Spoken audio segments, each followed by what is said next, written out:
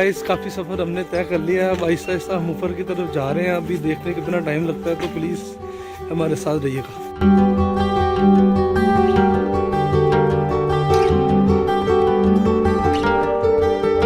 नाज़रीन, जैसा कि आप देख रहे हैं, इधर काफ़ी बड़े बड़े प्यारे खूबसूरत नज़ारे, खामोशी, सन्नाटा, परिंदों की चहचहाने की आवाज़ें।